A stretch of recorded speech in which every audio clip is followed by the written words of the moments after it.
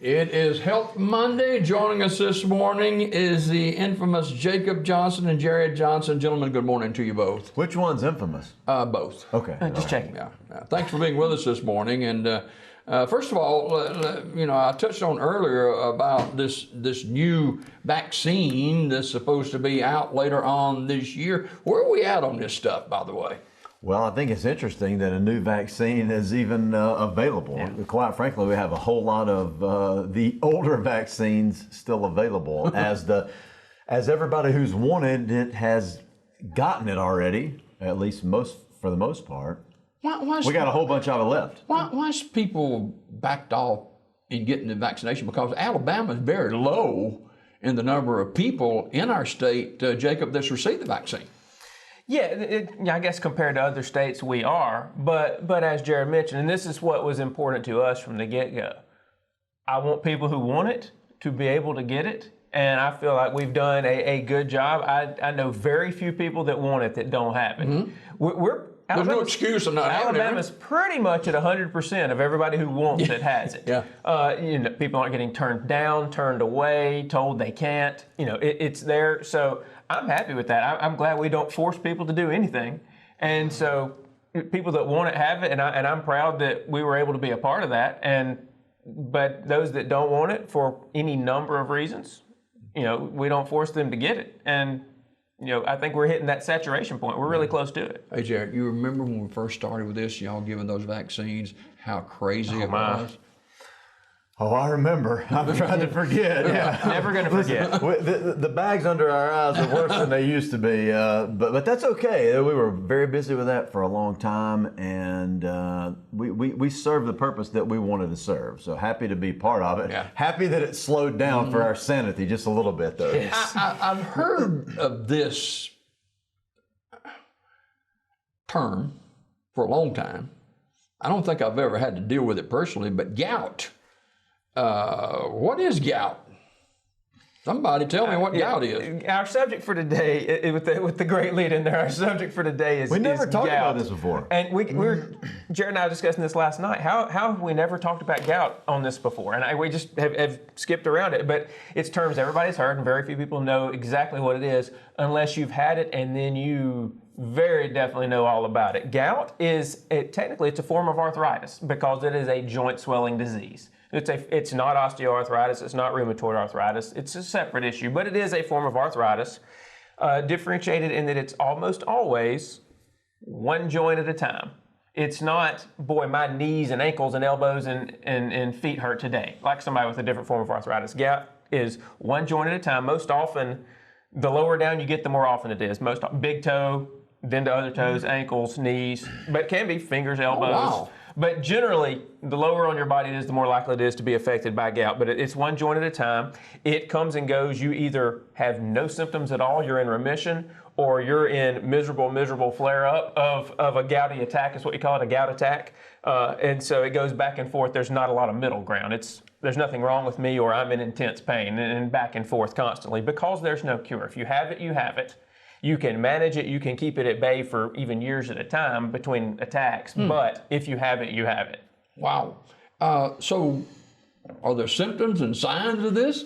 Well, symptoms are intense pain, yeah. When a person with gout has these flare-ups, like Jacob said, the most often involved joint is the big toe. It's not even close. And it's one big toe or the other, generally speaking. Wow. Although we had somebody with the elbow last week, I'm not sure anybody knows the answer to the why. But intense pain. There's redness, there's swelling, there's heat in that joint. And so when you have a gout flare-up, there's no question about it. And you're miserable until you can get that flare-up treated. Wow. It is, I've had ingrown toenail before. A lot of people have.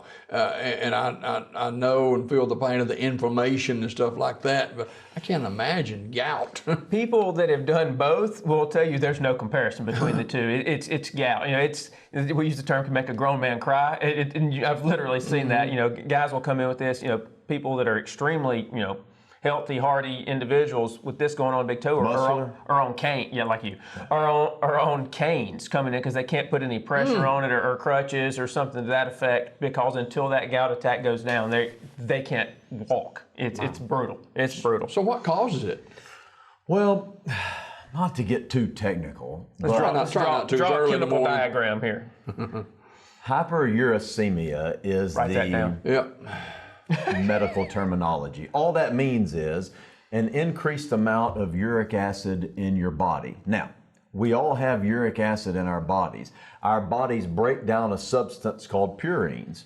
We all have purines in our body that our body has to break down. We also take in purines in certain foods that we eat. We'll get to more of that in just a minute. But our body breaks down these purines and makes uric acid from these purines.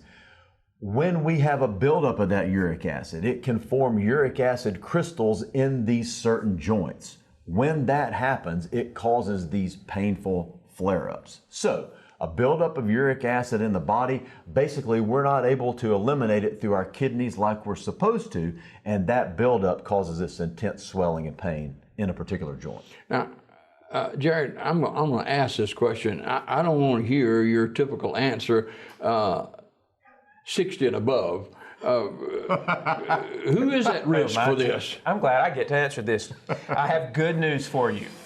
It has nothing to do with age. It's not age. All right. No respect to person. However, it is a respecter of persons. So the increased chances and risk factors for gout. Male, yeah, so age not necessarily important, but male, much more likely. All right. Male gender, weight, obesity, much more common to have gout attacks. Other medical conditions, stuff we talk about all the time on here, blood pressure, diabetes, heart failure, any number of kidney issues, all those things make you more likely to have gout attacks. If you're on certain medications called diuretics to help with water retention and water flow, diuretics can lead to more increased incidence of gout, alcohol intake, for a couple of different reasons, leads to gout attacks. And then the next one, people look at you funny. Increased intake of fructose. What? Let me put that in terms we all know. Cokes, sodas, drinks from a vending machine. What about double stuffed Oreos? No, you're good there. Eat all you want to. Okay, good. Except till we get to that obesity part and you're a male. But yeah, so high fructose corn syrup products, which are sodas. Those increase gout very much. And then we talked about these chemicals called purines in your diet. Well, what do I eat? Well, everything you eat has purines in it, and that's normal. However, certain things have a lot higher. Number one problem is organ meat. What are you talking about? Organ meat? Liver. What do people eat that's an organ meat? Liver. At least in our country, that's the most common one. I don't eat liver. Don't touch it. I don't eat either. It's I don't disgusting. eat anything that filters for something else. I don't eat my air conditioner filter, my car filter. I'm not eating liver. Liver's a big cause of gout. Other red meats, which I do love me some beef now, but red meats have a lot of purines in them. And certain small class of seafood. Anchovies, sardines, scallops, and tuna are the most common forms of seafood. But those things, you put all those things together, and there's all your increased risk of gout. You into anchovies or sardines? No, we're good there. See, again, we didn't hit you too hard today. I got the first couple that you mentioned, though, but I won't go back there. People can get confused on sinus infection or the flu or a cold or allergies, but you say there's no question about gout. Well, like Jacob said, this is a type of arthritis. In your rheumatoid arthritis, what you see a lot of times is people with fingers that are in such bad shape they become deformed. When when people have osteoarthritis, you have people whose knees or hips are just getting worse and worse, right? This is completely different than that. Like we said, one joint at a time. There's not really any confusion. Although we had a guy just last week, who had a serious gout attack in his elbow. He had never been diagnosed with gout before. So it took a little while for the doctors to figure that out, but he had a huge swollen elbow that was causing them concern and throbbing, right? And so, after a person's been diagnosed initially, they know exactly what's happening. Wow. So, Jacob, what about treatments for this? Well, you got two ways to go about it. First is, what do I do right now when I'm in such pain I can't deal with it? That's step Where's one. a ball bat? We got to manage this flare up, get this down, and that's with medications. That's the only thing you can do at that point. They use inflammatory drugs, your ibuprofens. Indomethacin, oddly enough, is an old one we don't use for anything else but gout anymore. But indomethacin is an NSAID we use. Steroids at times, and then things that are specific only to gout. They don't help any other kind of inflammation in the world. Colchicine is a drug you might have heard of, but that's the one we use. It doesn't do anything else but gout. That's the only reason you take it. But so anti-inflammatory medications, steroids, and colchicine are how we deal with right now, because it hurts real bad right now, and we got to deal with it. Once we get past that flare-up and we're into those, rest of our life of having to deal with trying to prevent these flare-ups, there's a lot of different things to do that don't necessarily include medication to start with. Well, we talked about obesity and blood pressure and all that. Let's look at our diet and certain foods we eat. Let's cut down on those purine foods. We talked about the red meats and organ meats and sardines, whoever eats those. Let's cut down on those. Let's exercise and get ourselves in shape. Let's decrease our amount of alcohol consumption, because that's a very high trigger for gouty flare-ups. But a lot of people have to take a pill every day from here on to keep it from happening. It's very common.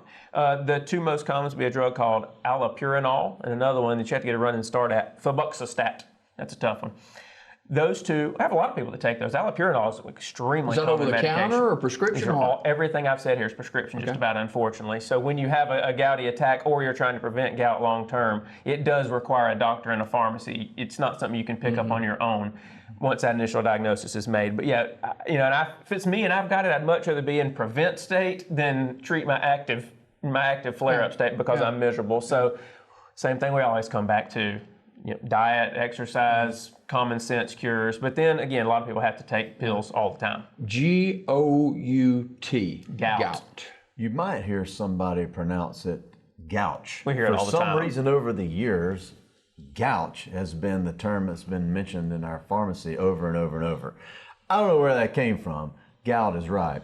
You mentioned something, though, about the being able to recognize the gout. When a person initially gets this, there's a whole lot of questions there, right? I mean, was there some kind of injury?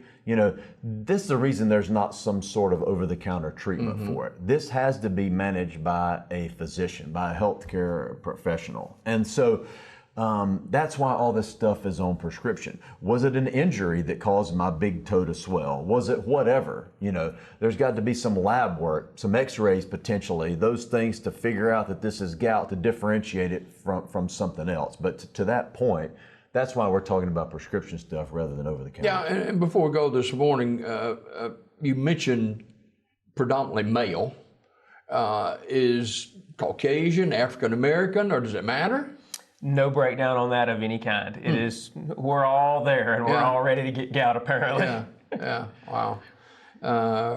Is there websites they can go to research this, or do you know of? Or Oh, sure. Listen, if you're an internet person, literally just go to your browser and type in gout. You got way more information than you can ever hope to. But for things that are easy to understand, the Mayo Clinic website, the CDC website, those would be two good starting points right there. all right, guys, thanks for being with us this morning, and you've explained gout, and hopefully those of you who deal with gout or maybe dealing with it this morning, Godspeed with that. Yeah, it's just no fun. More Daybreak coming up after this.